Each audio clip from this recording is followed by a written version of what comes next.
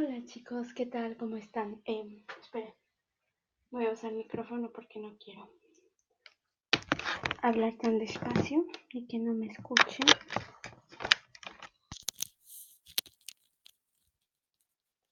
A ver, ahora sí es que no quiero hablar tan fuerte el día de hoy.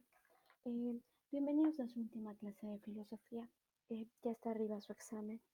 Este fin de semana es un poco pesado para todo el mundo porque claro, los exámenes, las calificaciones, el abrir otra materia, tal, bueno, para ustedes resulta un poco difícil, pero pues bienvenidos a su última materia. Intentemos que esto sea claro, distinto y bueno, el primer aviso que me gustaría darles es que no se preocupen, no suban, no tienen que hacer ningún resumen de esta sesión porque precisamente tienen ya el examen en puerta y ya está en plataforma, entonces no me hagan ningún resumen de sesión, solo les pido un favor.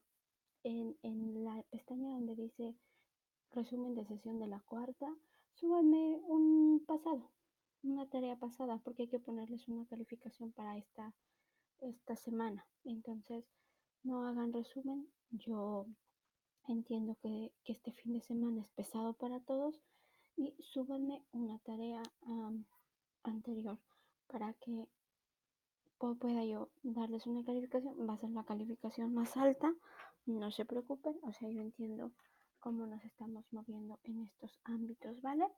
Bueno, entonces, bienvenidos a su última sesión de filosofía. Para mí es un honor haberlos acompañado en este camino. Y bueno, vamos a...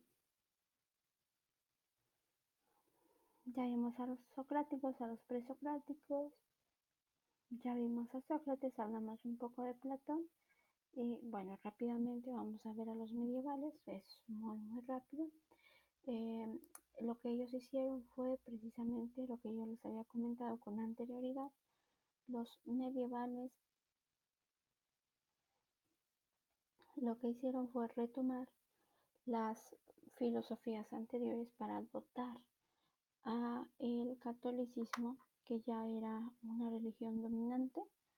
Lo que quisieron es dotar al catolicismo de un sistema filosófico fuerte.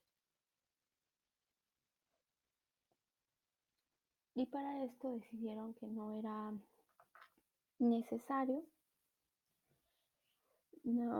no hicieron una propia teoría, aunque el esfuerzo de ellos es bastante grande. O sea, no crean que, pues se inventaron tres cosas y ya está, nada más copiaron y pegaron. No es cierto. Ellos hicieron un esfuerzo bastante interesante por entender a los griegos. Y es que también su filosofía, como se los había dicho con anterioridad,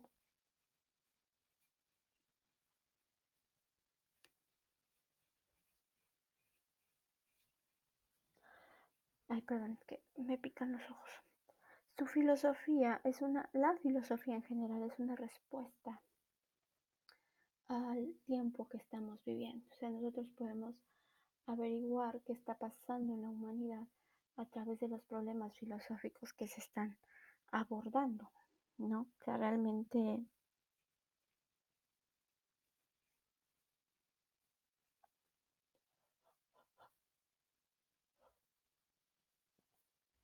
nos damos cuenta de esto por el problema filosófico que ellos enfrentan. Y el problema filosófico en la Edad Media distaba mucho del que se había planteado en Platón, en Aristóteles, en Sócrates y en los presocráticos. Justo después de la caída del Imperio Romano de Occidente, se queda el Imperio Romano de Oriente con su capital en Constantinopla y la institución que se empieza a fortalecer de una manera bastante interesante es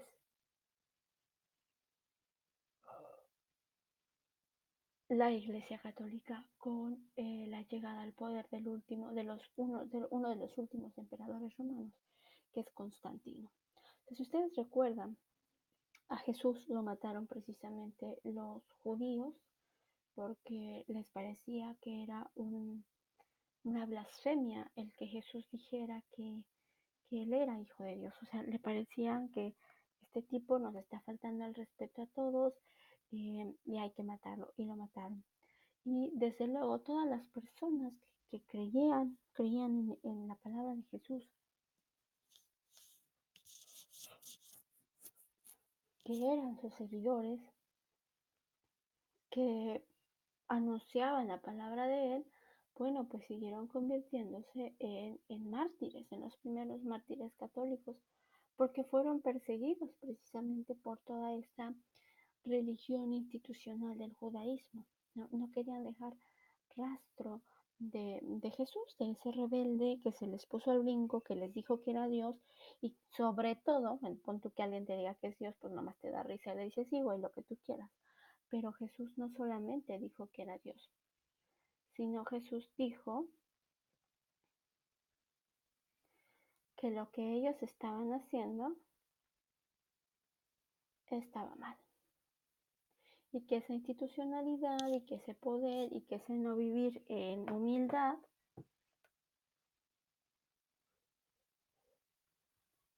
no estaba bien. O sea, ustedes acuérdense, por ejemplo, cuando corrió a los mercaderes del templo, ¿no?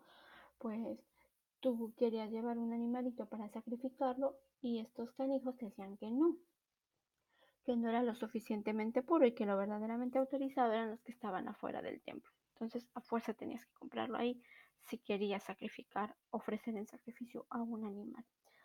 Claro, era una mafia a la que Jesús se interpone, lo matan, lo matan porque ya estaba moviendo demasiado el piso. Y a las personas que se quedan con su enseñanza, digámoslo así, los discípulos que acuérdense que el jueves santo Jesús vayan, les dice, no vayan y dispersen, propaguen mi palabra por todo el mundo. Y entonces ellos es lo que hacen. Y esta nueva religión, porque aparte, a ver, que Jesús no quiere fundar una nueva religión, ¿no? Él solo quería reformar el judaísmo, pero Pedro quedó, pues al igual que Platón, súper impactado por lo que le había pasado a su maestro. Dice, ¿cómo podemos seguir en la misma religión de alguien que mató al Hijo de Dios? Ya no se puede limpiar, o sea, estos canijos han llegado al fondo. O sea, ¿cómo recuperas, cómo reformas una religión que ha matado a el Hijo de Dios? No es posible. O sea, eso habla mucho de... Y no son comentarios antisemitas, por favor, no me confundan. Solo estoy hablando de las personas que llevaron a cabo esto. En ningún momento es mi intención faltarle al respeto a los judíos, ni mucho menos. ¿Vale? Pero bueno, se habla de una institución más que de una religión. Se habla de una institución que ya llegó al fondo del fondo. ¿Sí? Una institución que al ver cuestionados sus privilegios decide matar en lugar de, pues como dice el dicho, mirar la viga en el ojo propio. Y Pablo se queda muy impactado ante este evento que dice, no podemos seguir por la misma vertiente, no podemos seguir por la misma religión que nos ha mostrado estar completamente, bueno, religión, insisto, no es contra los judíos, son la misma institución religiosa judía de esa época, no podemos seguir con ellos, tenemos que fundar una nueva iglesia. Y entonces es como Pedro y no Jesús se convierten en el pilar, en la piedra angular de una nueva iglesia, de una nueva religión, que es el catolicismo. Si ustedes comparan los textos sagrados del catolicismo, por ejemplo, con el judaísmo, pues es que son los mismos, ¿no? La Biblia y la Torá comparten el Antiguo Testamento y estas religiones comparten muchas cosas en común, ¿no?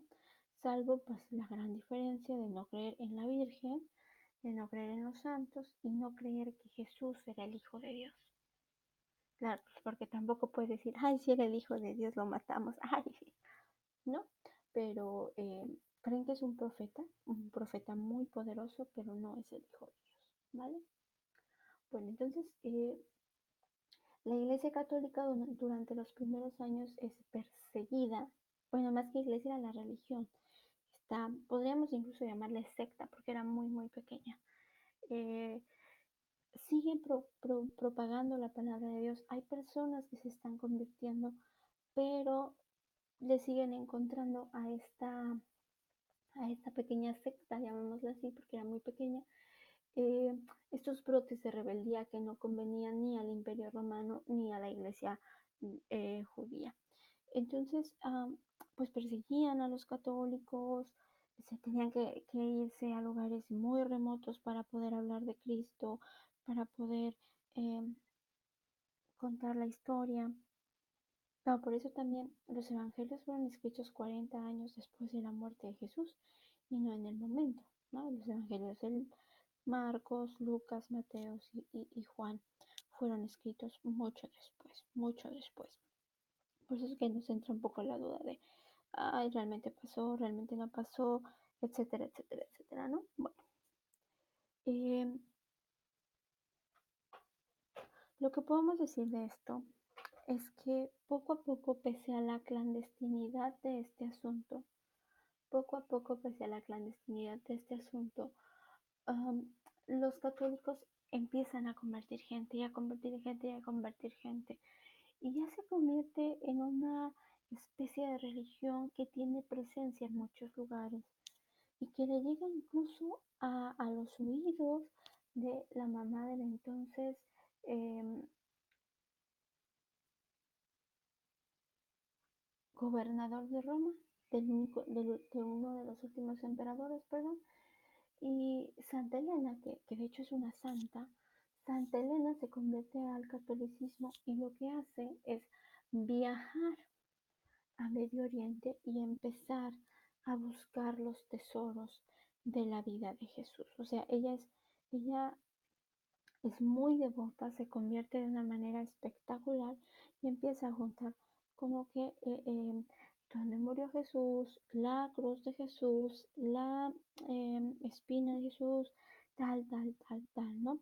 Claro, eso fueron que 300 años después, tal vez, de, a ver, vamos a googlear lo que para eso tenemos lo que viene siendo el Internet. Permítame un momento.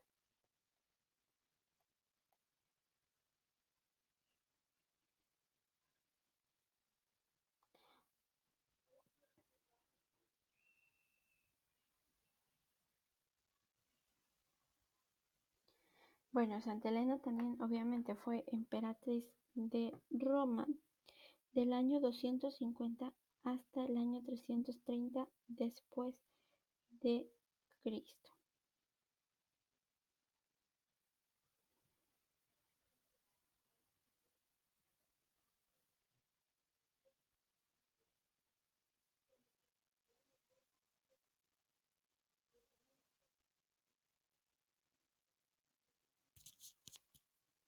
Durante el reinado de su hijo Constantino se convierte al cristianismo, perdón, y es una gran influencia no solamente para el imperio, sino para su hijo. Ahorita veremos en qué sentido. Ella viaja, como ya se los dije, a Tierra Santa para buscar las reliquias de la auténtica cruz de Cristo, de la Vera Cruz. Y encontró algunas cosas, ¿eh? También buscó los restos de los reyes y magos, eh, los restos del apóstol Matías,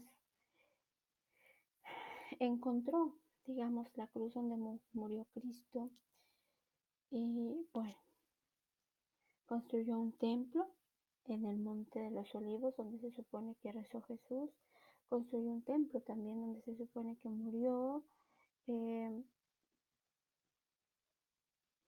y bueno, la iglesia romana la festeja el 18 de agosto. También encontró, digamos, el palacio de Poncio Pilato. Y esas escaleras que Jesús subió para ser condenado por Poncio Pilato, ella las hizo desarmarlas, se desarmaron y se las llevó a Roma. Y en Roma, enfrente de la catedral de San Juan de Letrán, que era donde antes el Vaticano, ahí vivían los papas y ahora es la sede del obispado romano. Bueno, ahí construyó nuevamente la escalera, que es conocida como la Escala Santa. Es uno de los lugares más santos para el catolicismo porque se cree que fue ahí donde Jesús subió para ser condenado. ¿Sí? Es un lugar muy santo, es una iglesia muy pequeñita que uno puede pasar desapercibido. Últimamente ya hay muchas filas. Las últimas veces que he ido ya hay filas enormes, pero hace años que fui la primera vez, me la pasé dando vueltas por todas partes porque no encontraba dónde era, de lo pequeña y de lo que nadie la pelaba. Y bueno, uno tiene que subir de rodillas, ¿no? Porque es un lugar santo. Es un lugar con cierto misticismo, o sea, se siente. Pueden ser o no ser católicos, pero se siente que hay algo ahí muy poderoso, muy fuerte. Bueno, entonces se cuenta que, ustedes lo saben, ¿no? Los emperadores romanos no eran eh, grandes emperadores romanos si no habían conquistado tierras. Y Constantino no había podido conquistar tierras. A Constantino le costaba conquistar, perdía batallas. Y entonces su mamá era como de, no, hijo, por favor, eh, tienes que encomendarte a la cruz, tienes que creer en Jesús, tienes que dedicarle tu tal. Y el otro muy necio decía que no. El otro muy necio decía que no lo iba a hacer, que no sé qué, no sé cuándo. Que hazlo, que por favor, que vas a ver cómo las cosas van a cambiar si tú consagras tu ejército a Jesús. Entonces un día él estaba durmiendo y tuvo un sueño donde vio como una cruz descendía del cielo e iluminaba el campo de batalla. A partir del día siguiente mandó a que todos sus soldados tuvieran cruces en sus escudos y a partir de esto empezó a ganar batallas. ¿Sí? También estaba a punto de morirse por una enfermedad, se bautiza y se sana. O sea, se convierte al catolicismo. Y no se convierte solo él.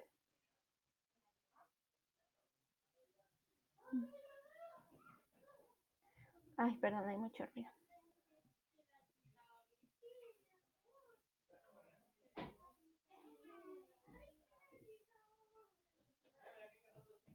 No se convierte solo él,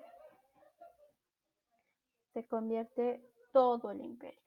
¿Sí? 300 años después de la muerte de Cristo, de pasar a ser una de las iglesias, una de las religiones más perseguidas, más violentadas, el catolicismo pasa a ser la religión imperial, la religión oficial de los romanos. Ustedes también recuerden que uno de los éxitos más grandes que tuvo Roma fue que pueblo que llegaba, pueblo que conquistaba, pero que les dejaba lo cultural intacto. O sea, su conquista era solo política, me vas a tener que pagar ciertos impuestos, aquí va a mandar un romano, tal, no sé qué, pero si tú crees en Jesús, si tú crees en la Torah, si tú no me interesa en lo que tú creas, a mí me da igual, ¿no? Lo mismo, por eso, eh, cuando le preguntan a Jesús, nos vamos a levantarnos en contra de los romanos, a ver, a César lo que es del César, creo que le preguntan sobre los impuestos, ¿no? Y pues se dice, es que eso no me interesa, mi reino no es de este mundo, ¿no? El César lo que es de César y a Dios lo que es de Dios. Claro, los romanos tenían una fuerte presencia en estos lugares, pero habían respetado mucho las creencias de todos estos lugares, por eso habían tenido tanto éxito. Y por eso es que cuando es juzgado a Jesús, Poncio Pilato dicen, ¿sabe qué? Este chico es inocente, pero no quiero tener problemas con la cultura, no quiero tener problemas con esta iglesia judía, ahí se los doy, hagan lo que tengan que hacer, ¿no? Y yo me lavo las manos. Y Constantino rompe con esa tradición romana y lo que decide hacer es convertir a todo el imperio a la religión católica y pues meterse en un aspecto que no se habían metido los demás emperadores durante tanto tiempo. Yo no sé si esto tenga que ver con la caída del imperio, porque claro, se pierde ahí un sentido muy grande. Bueno, entonces se divide en dos el Imperio Romano, Constantinopla y la capital Roma, de Occidente, y Constantinopla el Oriente. Y ya como un imperio constituido propiamente católico, hay una mezquita en Estambul, que era Constantinopla, Santa Cecilia o Santa Lucía, eh, que queda como el centro principal. Y a partir de ahí, el catolicismo adquiere una importancia muy grande en todas las decisiones. Y poco a poco se va haciendo más grande y más grande y más grande y más grande hasta convertirse, digamos, en la religión más importante, al menos de Europa y después de la conquista de América, pues en estos continentes, ¿no? O sea, eh, o eres católico o no eres, o estás pecando o estás faltándole a la ley, ¿no? En la Constitución de 1854-57, perdón, aquí en México, uno de los artículos principales era todo mexicano tiene que ser católico. Y ya después en las constituciones como la de 1917, bueno, ya se calmó el asunto y ahora sí hay la libertad de credo, pero quiero que vean el poder de la Iglesia Católica. Entonces, como era una iglesia que había adquirido el poder, no tenía propiamente una formación filosófica, un ideal filosófico que le diera sustento a todas sus creencias. Necesitaba que alguien hiciera eso.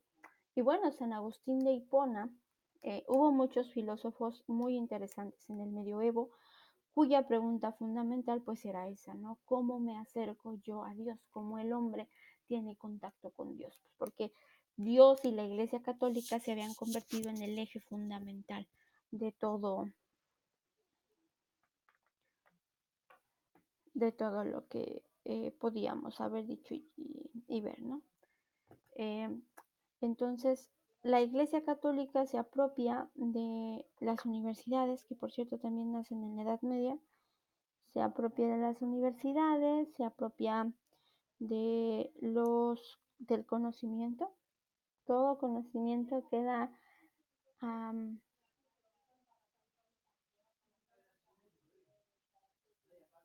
encargado a la Iglesia Católica. Um, eh, es que toda la vida de los seres humanos queda ahí. Y bueno, lo que hace Platón y lo que hace Santo Tomás y lo que hace San Juan de Aquino es buscar en los sabios de la antigüedad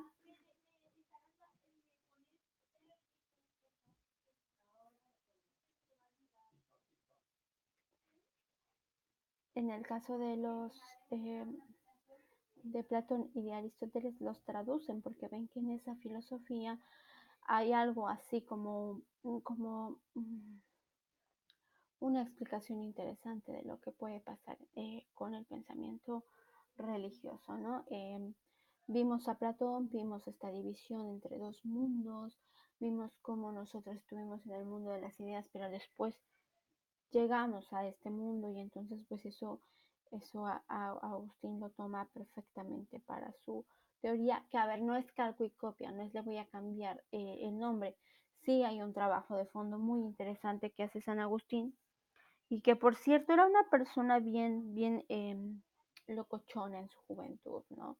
Vivía todo ahí pecador, no creía en nada y después se vuelve sacerdote y se vuelve obispo, uno de los obispos más importantes de Italia. Ah, no, de Hipona, perdón, este es en África, me parece.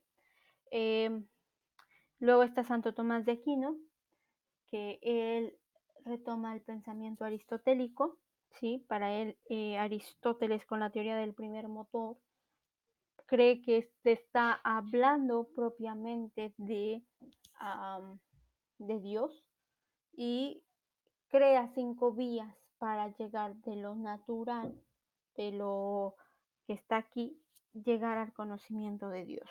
Esto lo escribe en la Suma Teológica. Si les interesa leer a San Agustín, uno de los textos más bonitos que se han escrito y más interesantes son sus confesiones, las confesiones de San Agustín, ¿sí?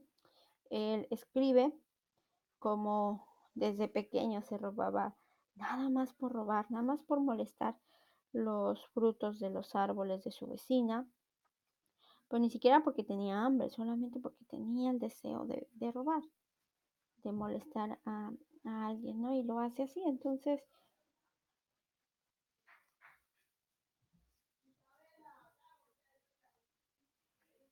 pues decide hacer ese tipo de acciones, ¿no? Y bueno, de Santo Tomás, pues tenemos la Suma Teológica, que es un texto bastante pesado, ¿no? Más filosófico, más erudito, que sí, no se puede leer tan fácilmente. Agustín, yo creo que ustedes lo pueden leer sin ningún problema. Es un diario, son confesiones, así se llama el texto. Van ustedes a la librería y piden las confesiones de San Agustín. Y habla de su conversión, ¿no? De su conversión. Y es un texto bastante bonito e interesante, así que si quieren consultarlo, comprarlo, creo que hasta está en internet, pueden hacerlo. Bueno, después de la Edad Moderna, después de la Antigüedad, de la Edad Medieval, eh, comienza una nueva época, no solamente en la historia de la humanidad, sino también en la historia de la filosofía, que será conocida como la época moderna, ¿sí? Donde se cuestiona mucho la autoridad de la Iglesia y esa especie de oscurantismo que había, ¿no? Esa ocultación del conocimiento que habían creado todos los conventos y los monasterios. Así que el hombre cuestiona no solamente a la Iglesia Católica, sino que ya en una modernidad un poco más avanzada cuestiona incluso la existencia de Dios, ¿no? También cuestiona la existencia de Dios, le parece que ahí hay cosas que están de más, que son cosas que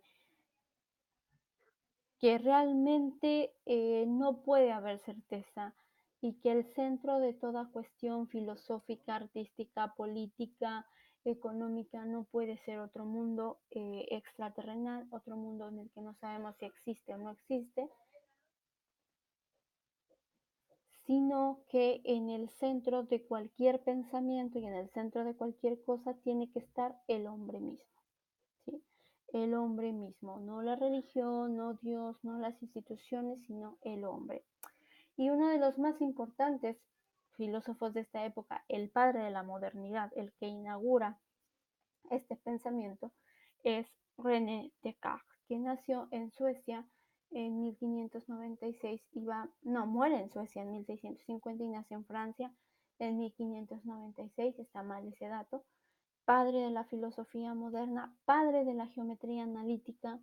¿Se acuerdan ustedes que cuando están, bueno, ahora en la prepa llevan, no sé si llevan geometría, pero que hay que plantear un plano cartesiano, por eso es cartesiano, por René Descartes, planteas el plano cartesiano y a partir de ahí construyes un punto en el espacio. Eso es de este señor aquí con cara de seductor. Eh, para Descartes es la razón del ser humano la fuente de todo conocimiento.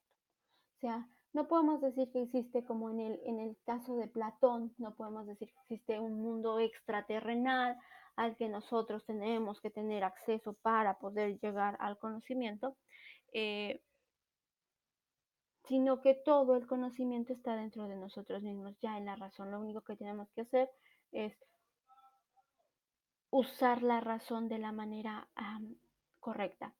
Todos los seres humanos tenemos la capacidad de pensar, de distinguir lo verdadero de lo falso, tenemos la capacidad de conocer todos, todos, todos, no los blancos, no solamente los adultos, no solamente los franceses, sino todos los seres humanos. Esto es muy revolucionario en Descartes. Todos los seres humanos tenemos la capacidad de distinguir lo verdadero de lo falso, que es propiamente la razón. Y a partir de eso, bueno, pues podemos conocer todo. Lo único que nos hace falta es un muy buen método, ¿sí? Un método que nos permita acceder a la razón. Y pues esto se debe a que él creía precisamente en la existencia de las ideas innatas, lo que les he dicho ya, que nosotros nacemos ya con el conocimiento, solo hay que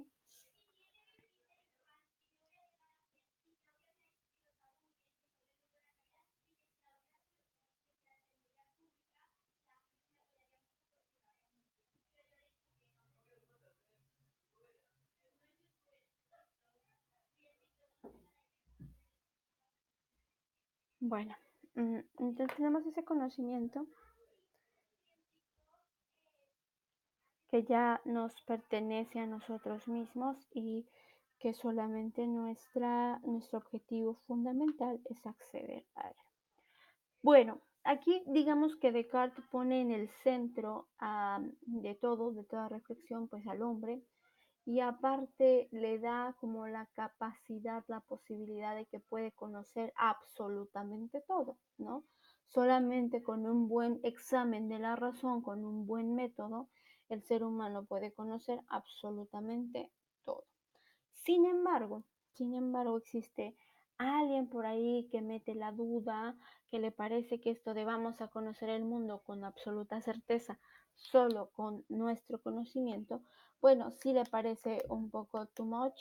Y Hume es como la mala de la novela, ¿no? Como la que mete cizaña, como la que dice, no, no creo realmente que podamos conocer a través de ideas innatas. O sea, no creo que ya hayamos nacido con todo en nuestra cabeza, sino que aprendemos a través de la experiencia. Y en algún momento lo va a decir, ¿sí?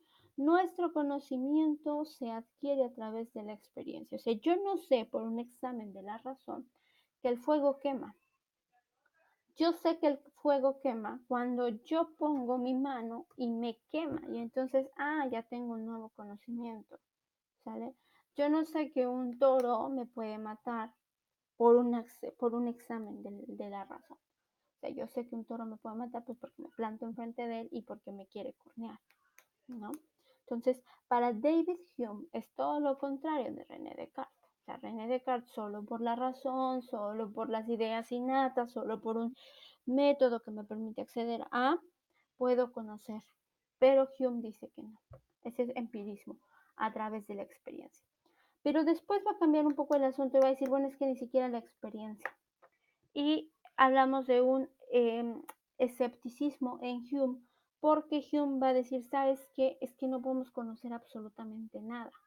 O sea, la base de todo conocimiento, tanto científico como filosófico, es la causalidad, el principio de causalidad. ¿Qué quiere decir esto? Bueno, que una cosa lleva a la otra, que una cosa siempre es causa de otra.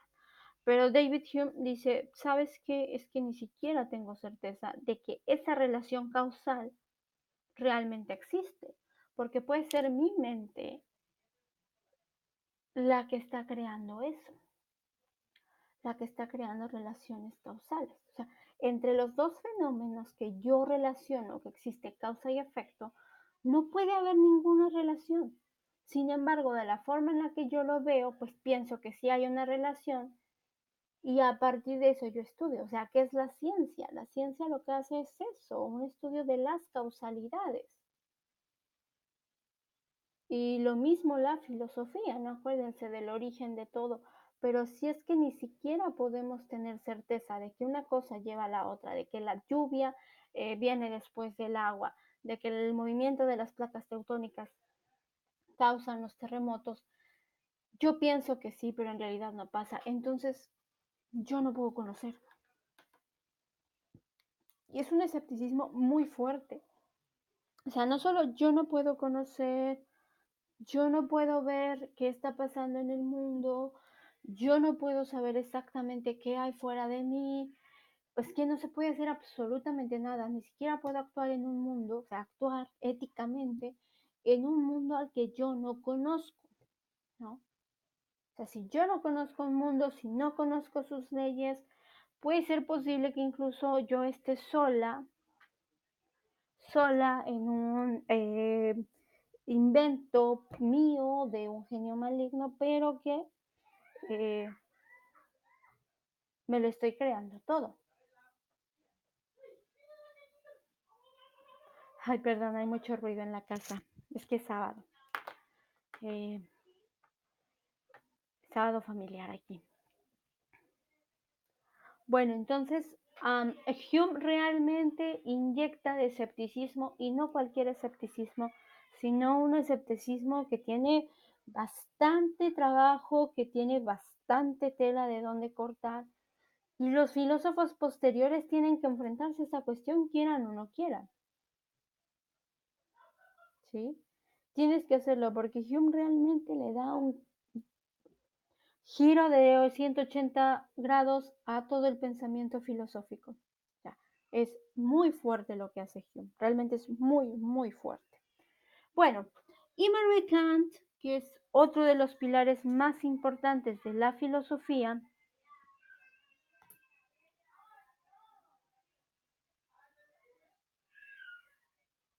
perdón por el ruido una vez más, espero que no lo estén escuchando tanto como yo.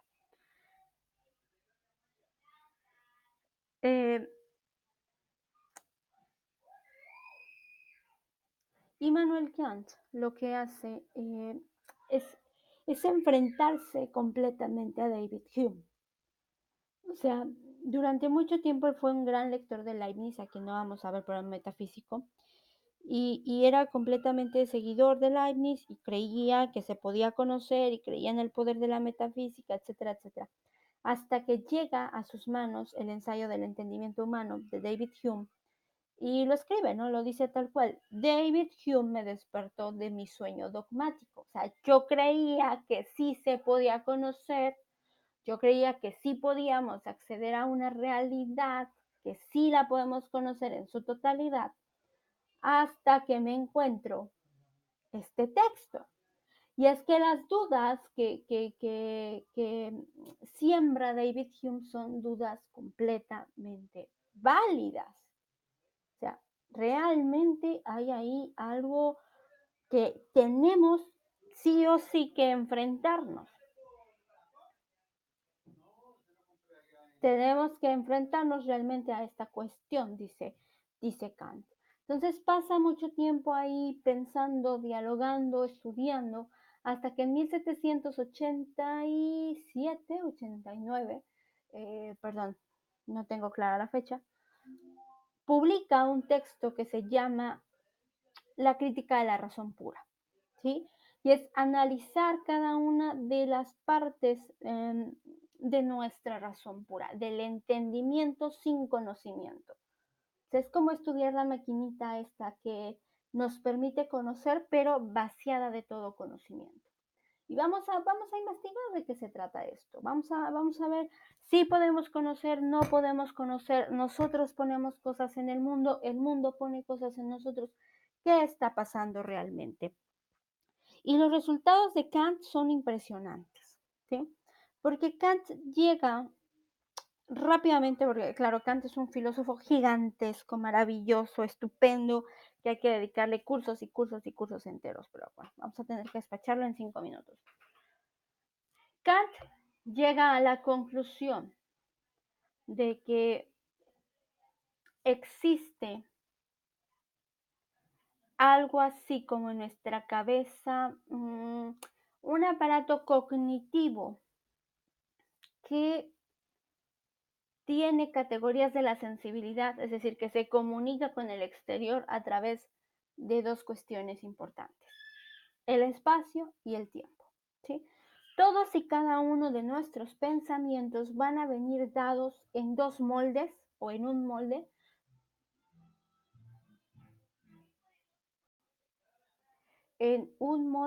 que es conformado por el... Bueno, es que si uno siempre vive con más gente, siempre es un desmadre. Todo nuestro conocimiento viene por parte de dos fuentes fundamentales, ya les dije dos categorías, que es el espacio y el tiempo.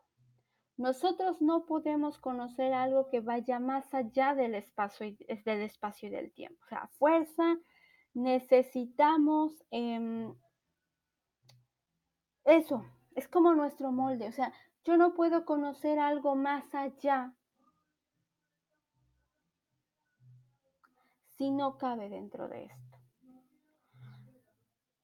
Todos los fenómenos fuera de mí que no puedan ser pensados bajo el espacio y el tiempo, no puedo conocerlos. O sea, Sí hay una clara influencia de David Hume, como ustedes pueden verlo, porque David Hume, bueno, él decía, hablando no se puede conocer nada, pero Kant hace el matiz y dice, a ver, sí podemos conocer, sí podemos acceder a un conocimiento verdadero, vamos a ponerle comillas a eso del verdadero, sí podemos acceder a un conocimiento, pero tal como lo decían los antiguos filósofos, un conocimiento de la totalidad del mundo y ver las cosas tal y como son es imposible.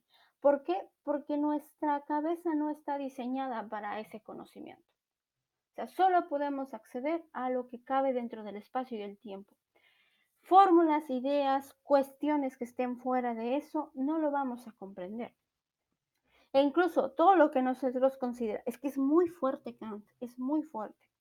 Todo lo que nosotros consideramos como leyes científicas, la ley de la gravedad, la ley de la física, la ley no sé qué, la ley no sé cuándo, todas estas leyes no es que realmente existan en la naturaleza, existen en nosotros mismos y son cosas que ponemos en la naturaleza para poder comprenderla, para poder estudiarla. Es que es la forma en la que nosotros la estamos viendo. No es que fuera de nosotros exista algo así como la ley de del movimiento, no sé, las leyes de Newton existen fuera, ¿no? No es que existan realmente out, que la naturaleza en sí se rija por esos principios físicos. Es que es la forma en la que nosotros lo estamos viendo y lo estamos estudiando, ¿vale? Entonces, sí es muy fuerte lo que dice Kant, porque vamos de un conocimiento verdadero del mundo, de un conocimiento completo, como lo haría René Descartes, a un conocimiento muy, muy, muy limitado del mundo y de alguna manera podemos decirlo muy subjetivo. Ya, ahora que todos los seres humanos pensemos que 2 más 2 es 4, se debe al hecho de que tenemos las mismas capacidades cognitivas, ¿sí? Y que toda la cabeza humana en general está diseñada de la misma forma en todos los seres humanos, ¿no? Por eso vemos las cosas, al menos estas cosas de la misma manera. En las cuestiones científicas llegamos a las mismas conclusiones, ¿no? Pero en el caso de, de Kant, pues se abren dos vertientes muy interesantes, que será el romanticismo y el idealismo, con Schelling, con Hegel, que será el epítome, pero también abre la puerta al escepticismo, como ya, bueno, que ya lo había hecho David Hume. O sea, a ver, si yo no puedo conocer más que en realidad todo lo que cabe en mi cabeza, pues lo único que estoy haciendo no es un conocimiento del mundo exterior. O sea, estoy conociéndome cómo trabaja mi cerebro, cómo aplica las leyes mi cerebro a la realidad exterior. Pero de ahí en fuera no hay nada más. O sea, no se puede hacer nada más.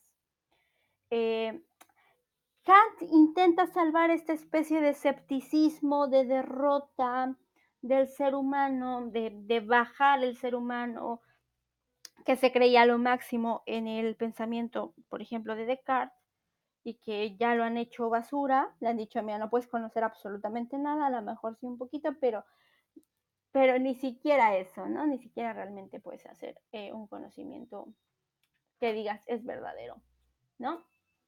Entonces, y Kant intenta salvar esto a través de la ética, ¿sí? Intenta recuperar este punto central divino de Dios a través de la ética.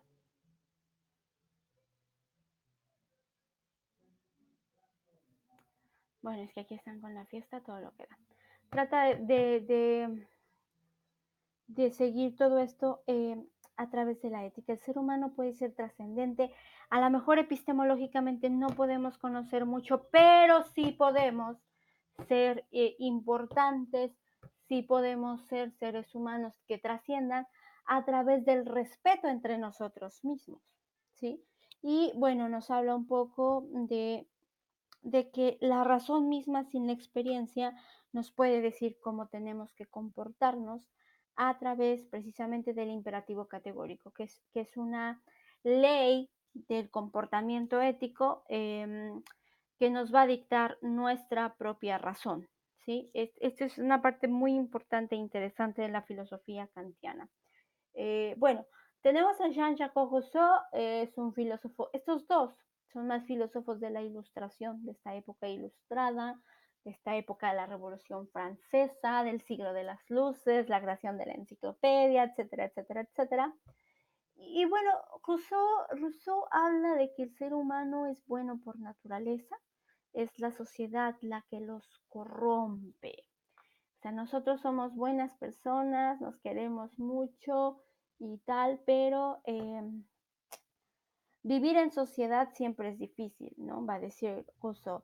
Vivir en sociedad es vivir con otras personas, es vivir con leyes que yo no aprobé y eso nos puede hacer daño y ahí pueden salir cosas malas.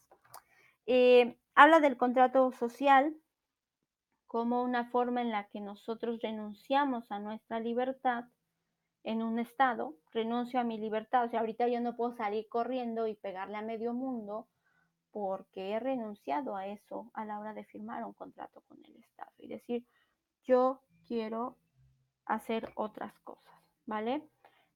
Para poder vivir dentro de una sociedad tengo que renunciar a mi libertad.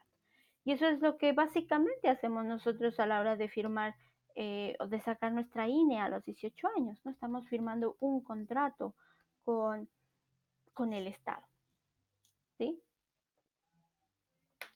Estamos firmando un contrato con el Estado. Bueno, vamos a dejarla ahí. Muchísimas gracias, chicos. Espero que haya sido un curso que les haya gustado. Es un curso que yo disfruté muchísimo y pues nos vemos la próxima, que espero que haya una próxima, que les vaya muy bien. Los abrazo con todo el corazón y bueno, pues nada. Porque Dios que está flaca a mí me tiene loco.